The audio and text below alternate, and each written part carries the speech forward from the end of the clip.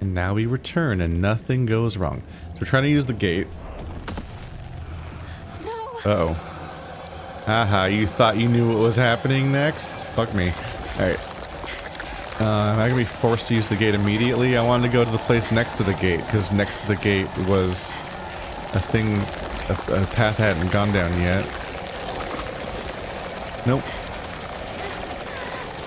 Where am I? Oh, shit. I'm too tired. Okay, so I'm back at the lake. Uh-oh. Oh! Rude. Coming in for the grab. That was lucky. That doesn't go anywhere. No. Let me go.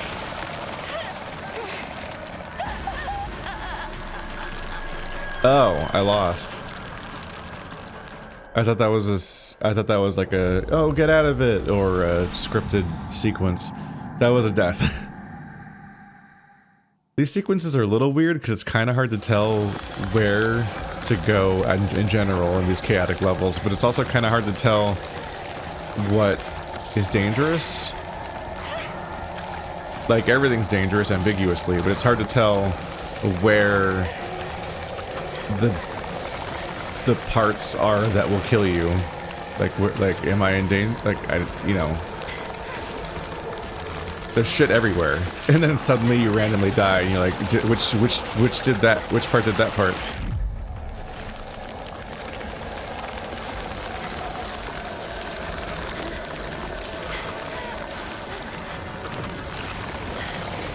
Okay, so it wasn't that I went the wrong way, because I just went that way again.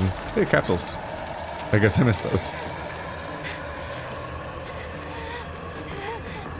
They seem to be kicking me all the way back out of this place. Those guys seem to weirdly not do anything in this level. They're like fake roaring. I don't know what's up with that. Oh, they did make me go in a giant circle all the way back to the same gate. I'm not gonna get to explore that other spot where I thought there might be items. Because directly to the right, I think, was a dead end I hadn't been down yet. Is it gone? I need a break.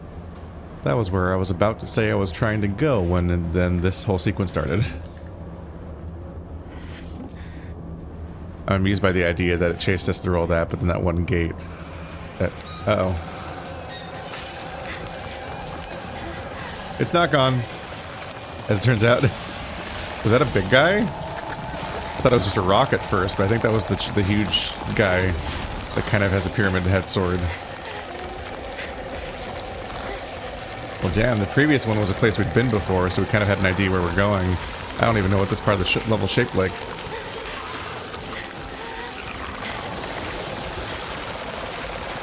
Yeah, those guys are weird. I don't get it. Their mechanics are like turned off, so they don't really serve a purpose.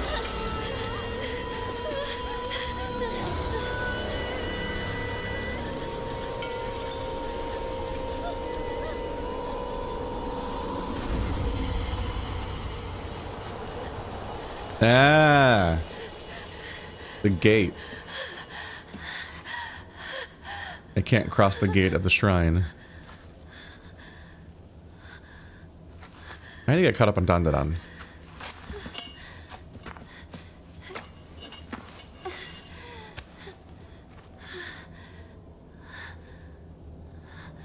I left off at the Vor worm.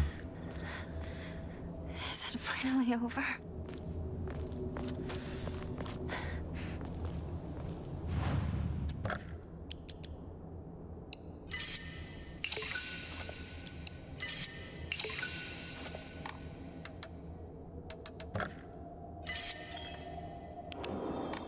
There we go. Where the fuck am I? So I came all the way here from the gate. There's a whole path to the right towards where we're trying to go, and then something else to the left. That I assume is like the way to reach the shrine that we've approached here. Yep. Is this Sakuga's old shrine? As opposed to the other one? Forgotten Shrine. I heard once there was a shrine in shambles near Shu's house, but I never knew it was here. Shu told me back then that there's treasure in the roots of the divine tree or something. Sakuko once told me that this place is where the real Senninsugi shrine is. I heard it used to do very well, but that people stopped visiting it after the fire. This is the one with the tree and the fire, not the other one?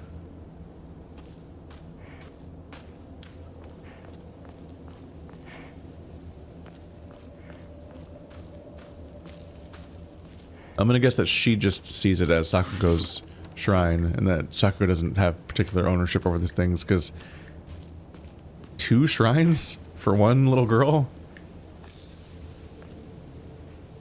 I think it's just the ones that she cared about. I'm just actively robbing the shrine of its offerings. I don't know how to interpret that other than the idea that we're the one that the offering is for, in a way. This is the divine tree. It's in bad shape now, but I bet it used to be pretty impressive at one point. It's pretty impressive right now, but yeah, it's been split by lightning.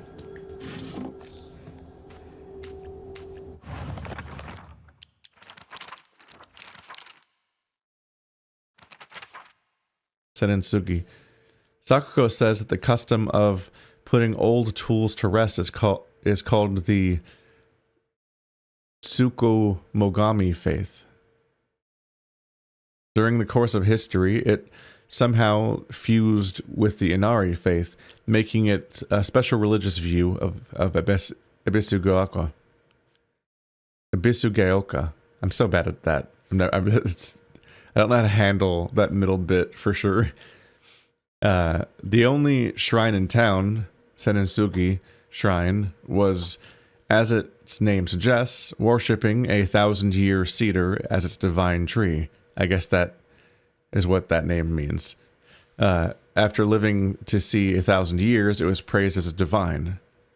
And then, once the divine tree turned to ash, it was time to worship the next oldest thing. Sakugo reckons that it just so happened to be the moss-covered Inari statue. They really do just worship the oldest thing in line of sight?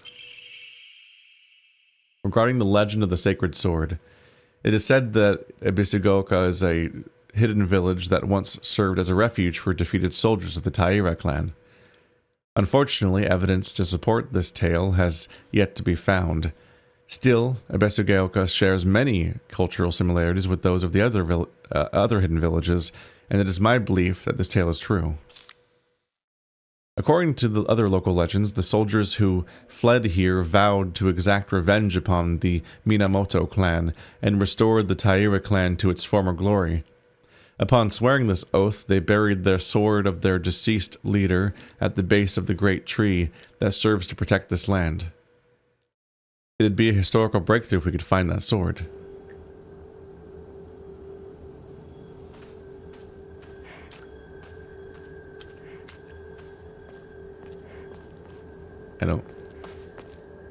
I wonder if we're gonna find the sword in the other world? I don't think I can do anything here. But I wonder if I'll end up having that sword in future Spirit World boss fights or something.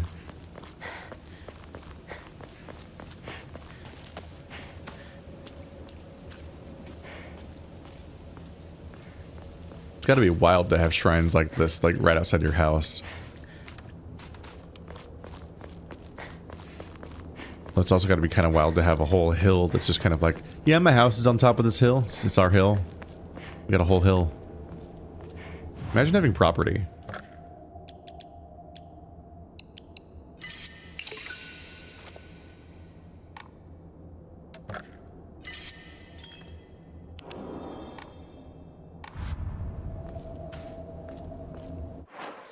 Deeply unrelatable.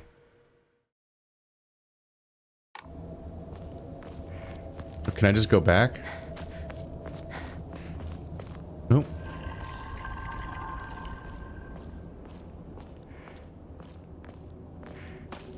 Like, if I backtrack, can I loot everything that was around here? all the way back to the gate. That stuff from before. Where did it go?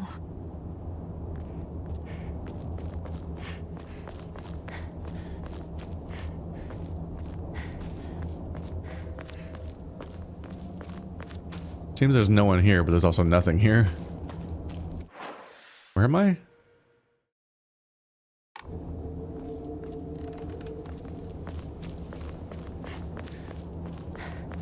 Oh yeah, we went under this. Oh, that's blocked now. Okay, so I can't get back to the gate because this particular limb that we ducked under is completely covered in stuff. But it was fully repelled by this gate.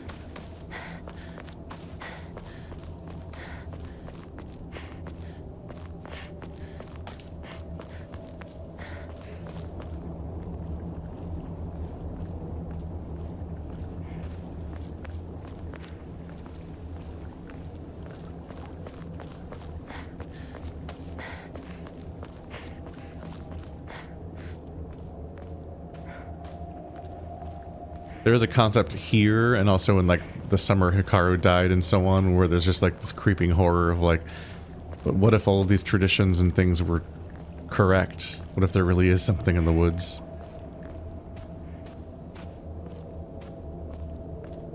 Or The Ritual. That's a good movie that people should watch without looking anything up about if they like upsetting movies. The kind of movie where if you even casually Google it, you'll immediately get hit with spoiler images.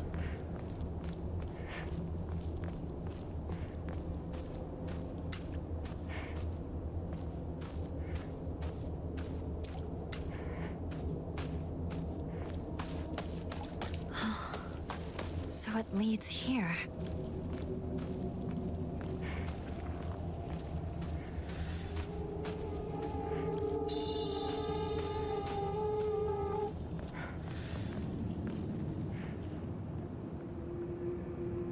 Meowdy. It's locked. Maybe the back? Don't like this yard. Shoo. Partner. It's me. Did I see him? But look away at the wrong moment. I'm always looking around, so I constantly fuck up, like AAA cinematic moments where you're supposed to see something during gameplay, and the character reacts to something. So I'm always looking around for enemies or items, because I'm trying to play the game. I'm who that mechanic was designed for, where the game just yanks the camera out of your hands, and it's like, look at this! Because without that moment, I constantly step on those moments. Which isn't really my fault. I'm playing the video game. And they're usually designed to be surprises. But there's a special craft that goes into being one of those no commentary Let's Players, where I presume that the good ones would put the effort in to carefully and cinematically show every moment of the game like they're filming the game for E3. I always assume that those channels play the entire game in advance and then loop back around and play it again for the actual recording. That they have a better idea what's going on. They can be more on the ball about playing it well and also knowing what to look at and what to showcase. But I could be wrong. They could just not care. I don't know. Front door key to Shu's house. The key to Shu's house looks like it's been left there, stained with dirt from Shu's long days from growing herbs. Hinako began complaining of headaches in middle school. It says prescription for my partner. Oh, Shu's prescription for us. When I tried pinpointing the root cause, things always seemed to come back to stress arising from her poor relationship with her father. In other words, she's suffering from tension headaches. I first recommended that she use over-the-counter medicine, but soon she started asking for them more and more often.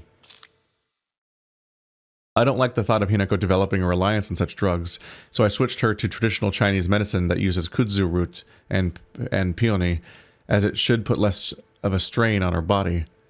That said, I know the real reason she comes around so often isn't just because she's looking for medicine, but for a place to air her grievances about her father. As my grandmother always said, you can greatly improve the flow of someone's chi simply by listening to their troubles and empathizing with them. Hinako was thrilled with the medicine I gave her and said it worked wonders, but the truth is that that wasn't the medicine alone. But the truth is that wasn't the medicine alone. I want to hear out all of her troubles and concerns. I mean, that's my job as her partner, right?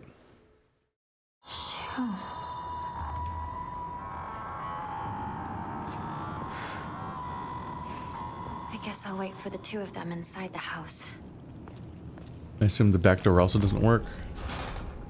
Yep, because we needed to get the key. But yeah, I thought about having a side gig where I do a silent Let's Play channel, where I just upload my Let's Plays that I'm already doing, but without my commentary. Because I was like, I wouldn't feel good if that was my job as like my main thing, because it would be removing my personality from my own content, and that sucks. But, you know, it is like an easy way to make bonus money if you just upload your shit as a side thing with no commentary. And see how that does as an experiment. But then I'm like, there's so many moments like this where I'm standing around because I'm talking, and that's the show. There's so many moments where I need to create space for myself to get through a thought out loud to you guys, and the videos are peppered with those. And so these would be the worst videos to upload without commentary, because then there'd just be moments where I just stop playing for a while with no explanation, and editing all of those out would be exhausting. Like I would just actively have to play the game again when I wasn't doing a Let's Play to make the no commentary version. And at some point, I'm like, I would just like prefer to do other things with my time than that. It's the type of thing where I would only do a no commentary channel if I could do it as lazily as possible, which is just repurposing my existing recordings to see if they have a second audience without commentary. Which is not content that I like to watch or make, but I'm like, sure. If I'm already making it and it can also make an income from that, then why not? And then I'm like, but then I've just, my play style and commentary style, I am so stop it and go that it would be the worst version of that, so it's not even a good take on the idea. But there's a whole genre of people that upload like video game, the movie, and they just play the whole game and edit it down to like a cinematic 10-hour video that fits within YouTube's duration limits. Although some people just upload like 20-hour videos, and I don't know how they do it still. I want to know how to do that, because I've wanted to upload compilation videos where I upload my whole playthrough as one video as a thing and see how people like that. But that feature doesn't exist. It's according to YouTube, that feature doesn't exist, except that people keep doing it anyway. It's weird. So according to these notes, these notes contradict the apparent way that Shu was talking about us. Because the notes all got twisted into the idea that all of our friends hate us in that last place. And is that the fox fucking with us? Luring us in based on the idea... Because they lead with Rinko, who does seem to just actually not like us. And since we're conditioned to believe that, that was like the spoonful of sugar. But then it's like, and also Sakugo hates you, and Shu hates you, and you're like, increasingly like, there's a dissonance here. Shu!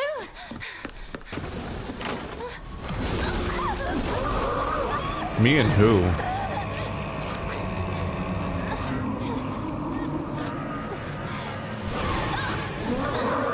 Yes, giant werewolf.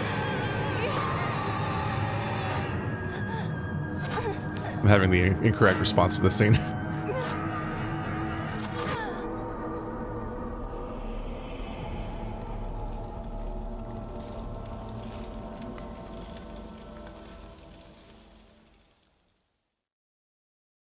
So I guess they can just go through the gate.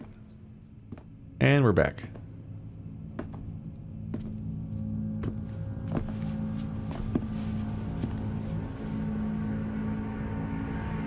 The path ahead is one of great pain and suffering.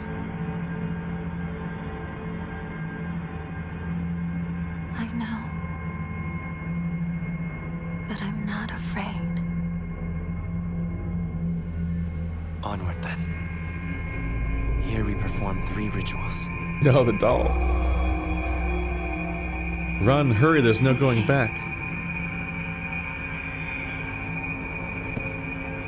The doll keeps warning us away from Rinko and away from the fox.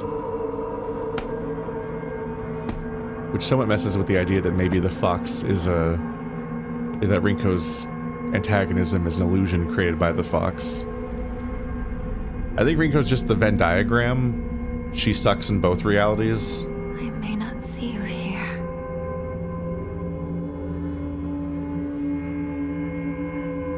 but I feel that you are with me.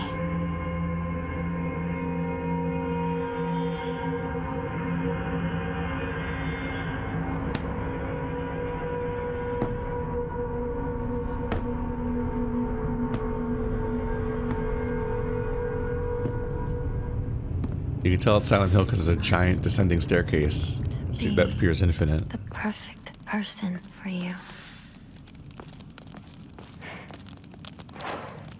We're back. I do.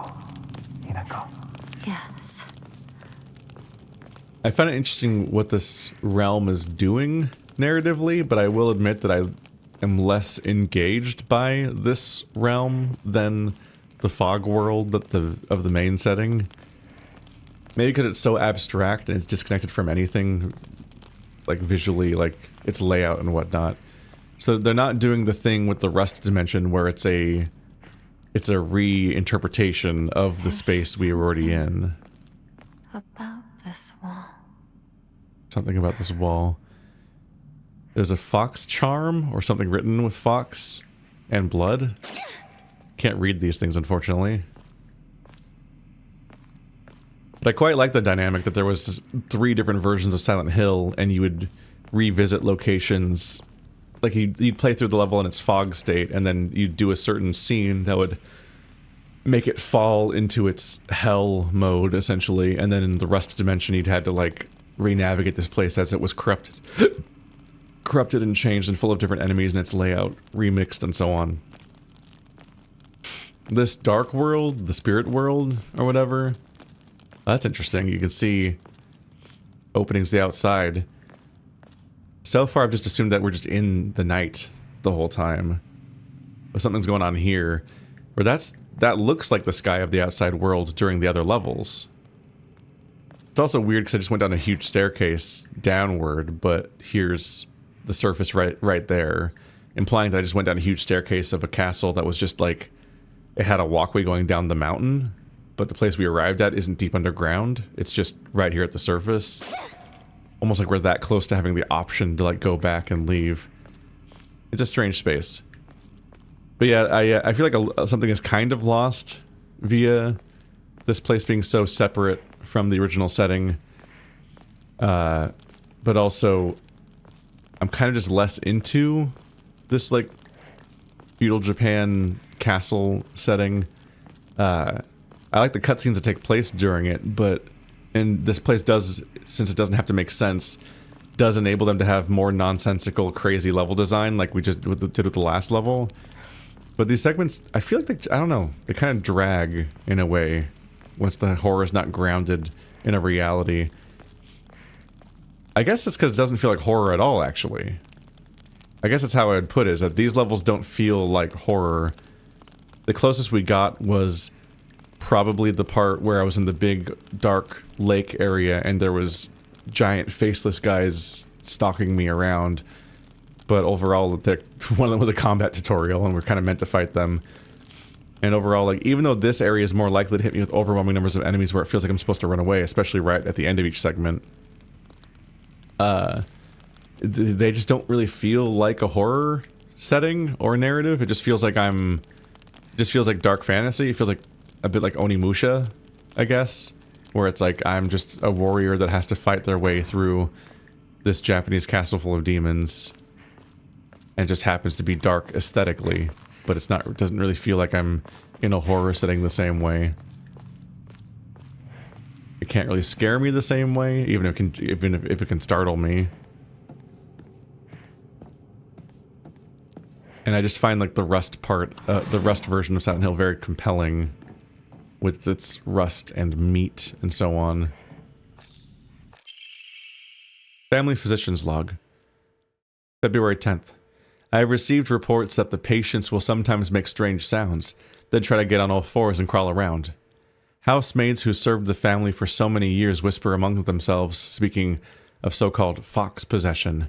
I have scolded them for spreading such unscientific, superstitious rumors. Today, I was ordered to keep silent about this matter by the head of the house. The family has denied my request and transported them to a hospital. I wonder if it was out of fear that that talk of supernatural will tarnish the family's reputation. However, I do not expect the patient's conditions to improve with in-home treatment alone.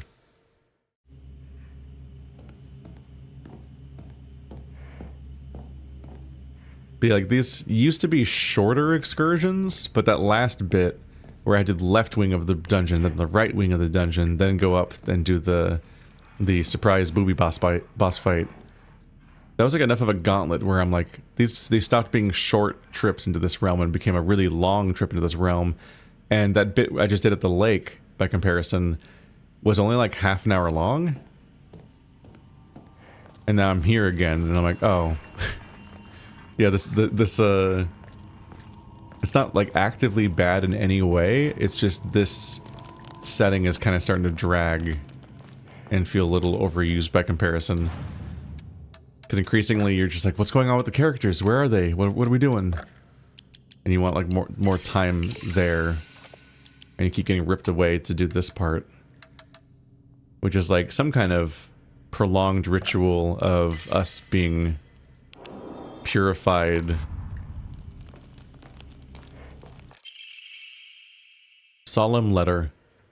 Halt the spread of corruption from the mortal world on thy hand, and cleanse it to a silver and noble sheen.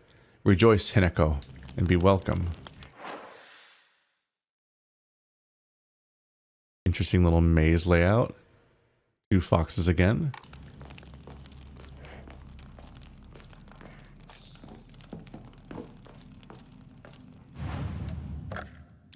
So many items. I think the Higashi is the one that gives you a stamina boost, which being freed from the stamina system has its upsides, but overall, I just never use stamina items in basically any game. And that's just like a blind sight on my part, I'm sure. A blind spot. But I just know that about myself. I just know I won't think to use a stamina thing, especially since I'm always like perplexed because like running out of stamina is solved by just taking a moment to rest, and using an item to replenish your stamina is you finding a moment to find the opening to use an item in the middle of combat, which is so comparable to taking a rest that it feels redundant at that point. That's where we came from, right? It's just straight from below. Yeah, this is just the side area that was there the whole time. I feel like I'm gonna get chased by something big. Because this is like a big, complex environment, but it's full of... It's shaped like a Resident Evil boss fight chamber, in that it's like a bunch of zigzagging things to run in circles around, but you never quite get cornered, except for right there, apparently. And the fact that even this hallway lets me like go down the hallway then loop back around means that even the hallway is designed not to be a dead end that you get trapped in. So it feels like... I almost said Troy Baker. I forgot the name of Birkin, right? Like Dr. Birkin or something's gonna attack me. The Resident Evil 2 remake came out a long time ago at this point. Is it 2019 or 2017 even? No, it was 2019 I think, because 2017 was when 7 came out. I got Kudzu. I've got horrible news, which is that I don't have to worry about durability, so I can really just go at it here. Ah, damn it.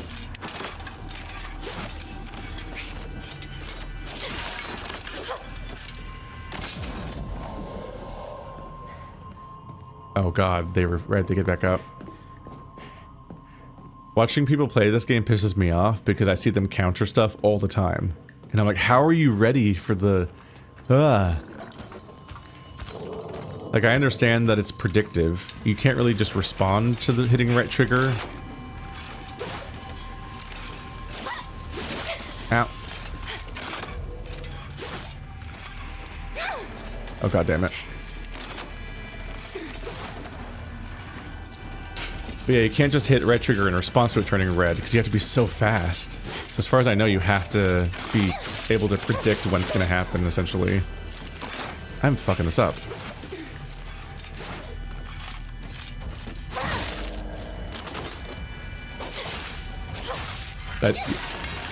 Yeah, I think that humans can't just react to them turning red on the fly. I think you have to be able to read their animations and predict when the red flash is going to happen, because it always happens during certain moves. But I just don't have like enough of a read on their behavior to be ready for it to happen. I can only see that one guy's extremely telegraphed one where he does the super long combo. And then at the end of the super long combo, the last one's going to be an overhead charged attack, and that's always going to be red.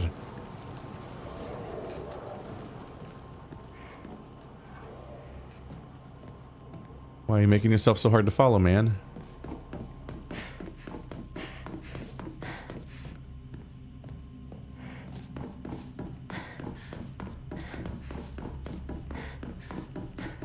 Oh, is that a checkpoint?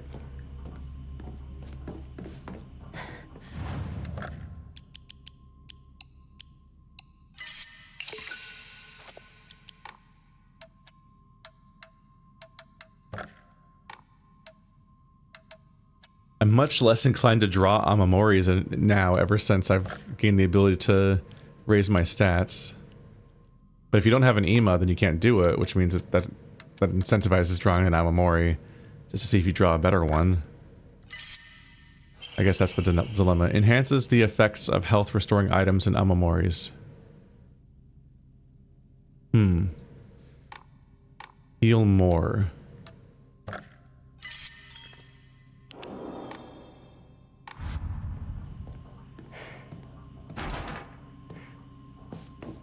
Well, found a save at least.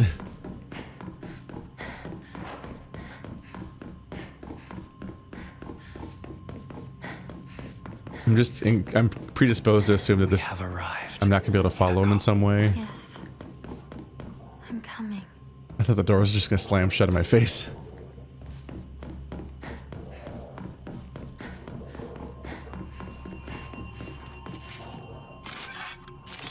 Well. Guess they didn't see me yet. Ah! Oh, you prick.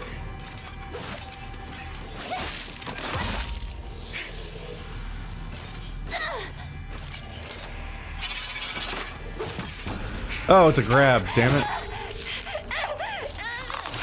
I don't... Their motions are so alien and weird that I just really don't get a read on them at all. Is the other one coming now? God damn it.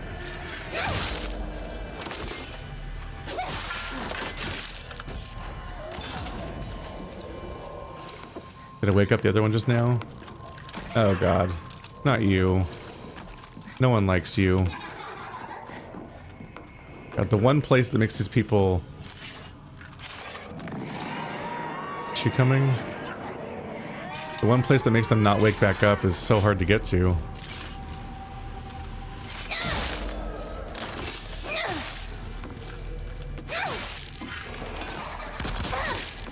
What? That's not how much durability you guys have. Ah, my stamina. I was really committing to the attack because they normally die. Oh, god damn it.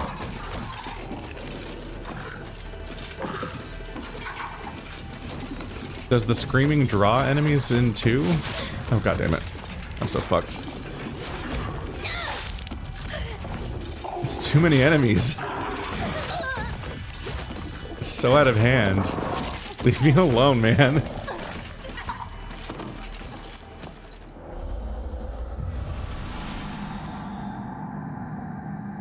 Well, that sucked. I thought I was in some kind of semi-controllable situation, and that was just super wrong. Okay, let's go downstairs and defeat the big guy, because apparently he runs at you if the guy roars. I didn't even know that was how that worked. I feel like that hasn't really come up in that context before, but he ran all the way up here to us. But also, like, she survived so many hits. I can normally just stun lock them to death with the heavy attacks because it's just the ladies. So, but she like was like gold-ish, so she must be like a new, harder to kill variant, which is great news for me. They're just actively getting worse.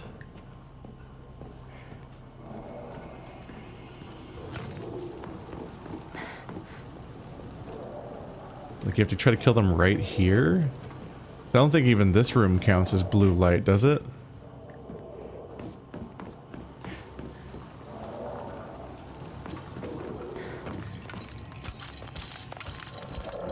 Is Alias guarding something worth getting?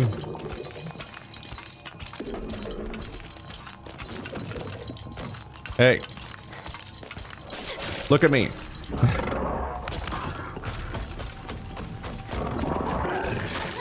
Yeah? Why isn't he reacting? Ah! Yes. Compel me.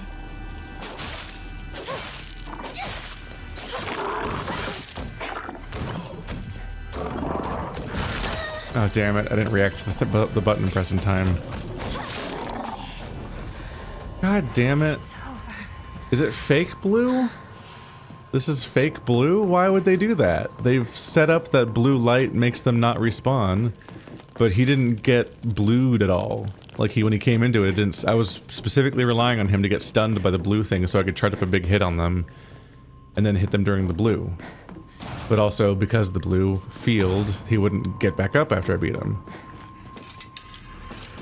It's such a dick move to put blue stuff here and not have it mean the same thing as the other blue stuff. Because, like, that's a gameplay mechanic, like a really signposted gameplay mechanic, but it's fake? It's not actually applicable here? Okay, that one looks like the same as the one that I tried to fight upstairs and couldn't kill, and that one died super quickly. I cannot tell how much health anything has. Why was that one so durable? It looked like the same as that one, didn't it? Why are there blue... Is it really just as simple as like, blue torches is indicating which way the fox went? But they forgot, maybe, that blue also means a very specific gameplay mechanic that I might be relying on for my own sanity. Is he getting back up already? He is. Oh, that sucks. Okay. Well, I can spend the stuff I found. He's already coming. God damn it.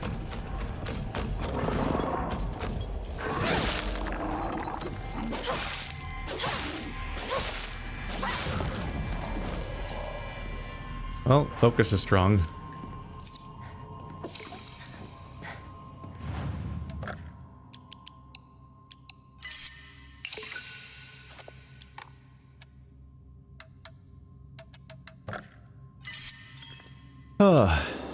We can do this. But it's getting these levels do get on my nerves a little bit. The animation priority, stamina heavy, just chunky combat is designed to be frustrating in its own way. But also it's just stuff like that where I'm like, what? No. I was making a tactical decision and it just doesn't work? Is that not what that means? I thought I learned the video game by paying attention and was using a strategy.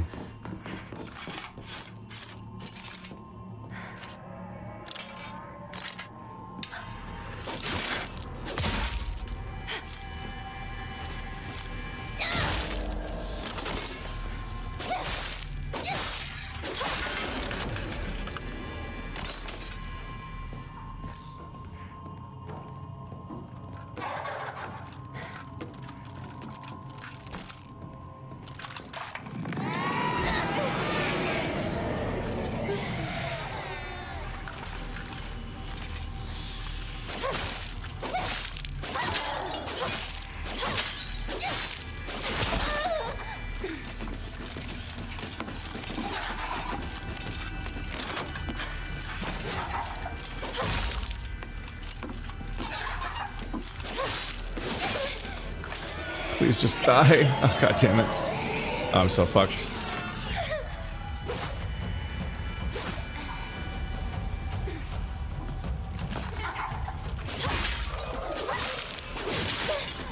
Oh, you hit me through them? How'd that even work?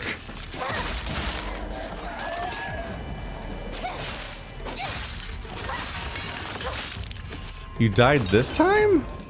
What? You were so durable last time. Is the heavy attack just not that strong? But I was using it to reliably kill them earlier by continually stun locking them and getting several hits in. They seem to always be dead within like 3 or 4. One of them getting back up already. Okay, we gotta go. These fuckers are already waking up.